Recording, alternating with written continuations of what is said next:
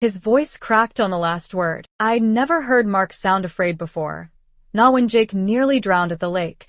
Not even when the doctor said my biopsy results were inconclusive. Something creaked above us. We all looked up. The chandelier swayed gently, though there was no draft. Its crystals refracted light into strange shapes that slithered across the ceiling. One of the bulbs flickered, and in that stuttering light, I saw a face pressed against the second-floor banister. Not a whole face, just the lower half, lips peeled back from too many teeth, chin glistening with saliva. Then the light steadied, and it was gone. Ellie whispered, "She's watching." The temperature dropped suddenly. Our breath fogged in the air. From the kitchen, a knife clattered to the floor. Then another sound, wet, rhythmic. Something being dragged. Mark shoved the kids behind him. Back door. We ran through the parlor, where the furniture was all wrong.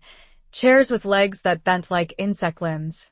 A sofa that seemed to inhale as we passed. The portraits on the walls turned to follow us. I caught a glimpse of my own painted face, mouth stretched wide in a silent scream, eyes dripping black tears. The back door was locked. From the dining room came the screech of a chair being pulled out, then a voice, sweet and rotting.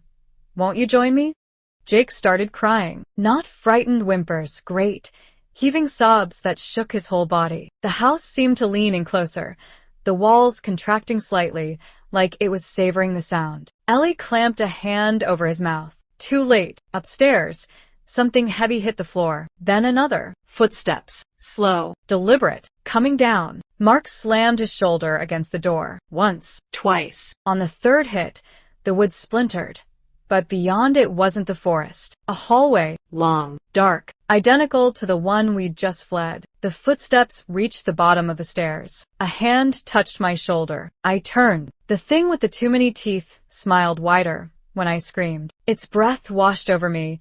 Sour milk and funeral flowers. I stumbled back, dragging Ellie with me, my shoulder blades hitting the wall. Except it wasn't a wall anymore. The hallway stretched impossibly long behind us, doors warping like melting wax. The floral wallpaper peeled itself back in slow curls, revealing glistening muscle beneath. Mark swung the candlestick. It passed clean through the grinning woman's face like she was made of smoke. "Run," he roared. We ran. The floorboards squelched underfoot. Not the creak of old wood, the wet sound of meat under pressure. The ceiling dripped something warm and salty that stung when it hit my skin. Ellie suddenly yanked me left. Not that way. I barely avoided the gaping hole in the